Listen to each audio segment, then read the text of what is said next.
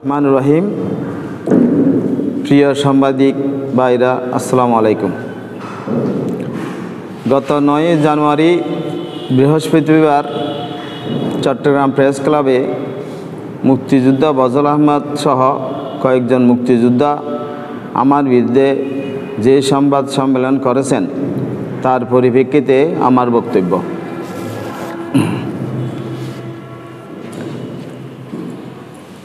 প্রিয় সাংবাদিক, আপনারা জানেন মুক্তিযোদ্ধারা এই জাতির শ্রেষ্ঠ সন্তান। বিএনপির প্রতিষ্ঠাতা শহীদ প্রেসিডেন্ট জিয়াউর রহমান একজন বীর মুক্তিযোদ্ধা। এই রণাঙ্গনে যোদ্ধা ছিলেন, তাই মুক্তিযোদ্ধাদের ধারণ করে আমরা জাতীয়তাবাদী দলের কর্মীরা দল পরিচালনা করি।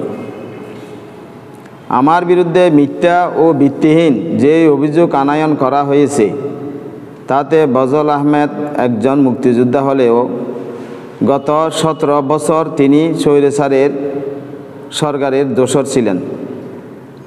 তার সহধর্মিণী একজন মহিলা আওয়ামী লীগের সভানেত্রী ও তার পুত্র যুবলীগের সন্ত্রাসী।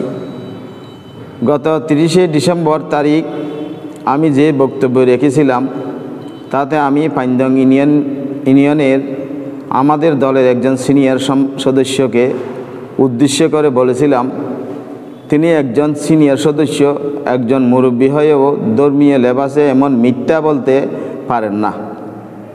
তাতে আমি মুক্তিযোদ্ধাদের উদ্দেশ্যে কোনো মন্তব্য করিনি।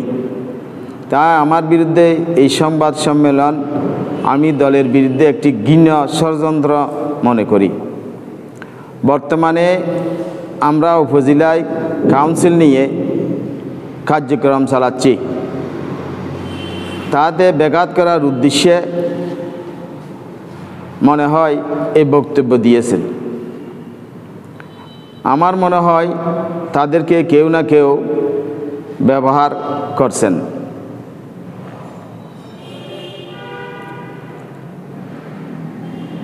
তাই ওনাদের মিথ্যা বক্তব্যকে প্রত্যাহার করার জন্য আমি অনুরোধ করছি। অন্যথায় আইনি প্রক্রিয়ার মাধ্যমে আমি এর যথাযথ ব্যবস্থা নেব ইনশাআল্লাহ। ধন্যবাদ সাংবাদিক ভাই, সবাইকে ধন্যবাদ জানাই।